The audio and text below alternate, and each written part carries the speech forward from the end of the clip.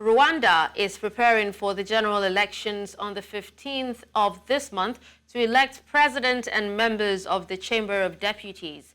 Rwanda's elections in 2024 are expected to be a tightly managed electoral exercise.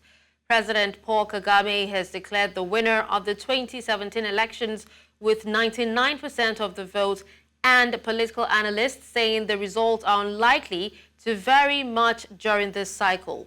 Kagame has ruled Rwanda since 1994, coming to power in the wake of the genocide of an estimated 800,000 Tutsis and moderate Hutus. Now, if elected into power again, this will be the 66-year-old Kagame's fourth official term.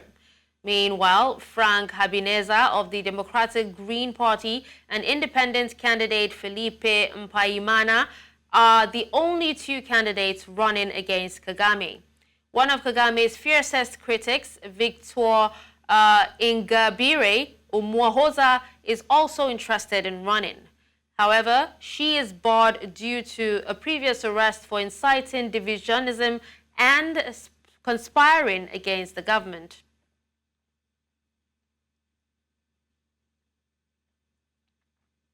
To discuss this, we're joined by Lionel Nditabiriye, a freelance writer and political analyst based in Kigali, Rwanda. Hello, thank you so much for joining us at this time, sir. Thank you for having me.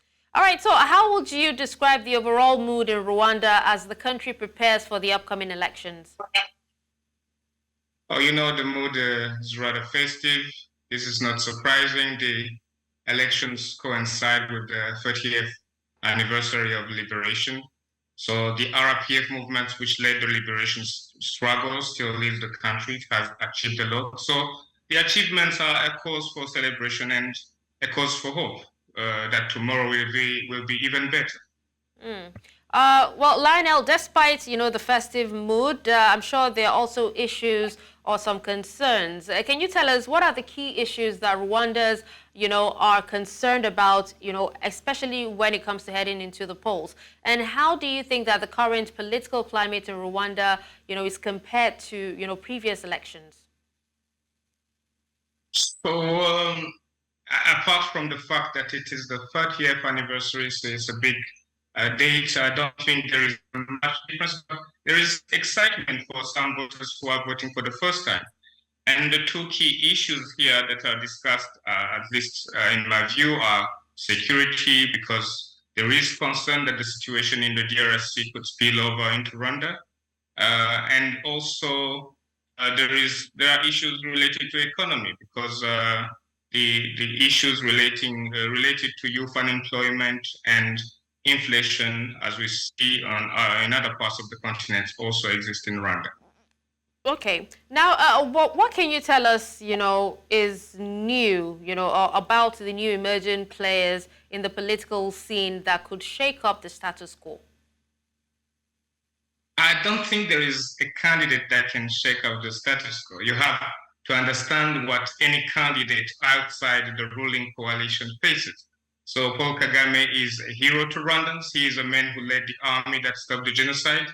He has turned Rwanda into one of the best run and safest countries in the world, a country that provides services to every Rwandan in an impersonal way.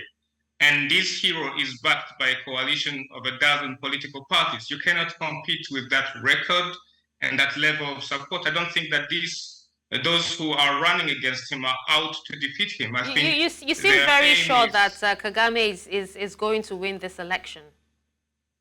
There is no doubt about it. Okay. So, but how do you think the economy will impact, voting decisions? Will economic issues like, poverty, inequality, or even corruption, be major concerns for voters? The issue of corruption is not really a big one in Rwanda. I think the corruption is very low here.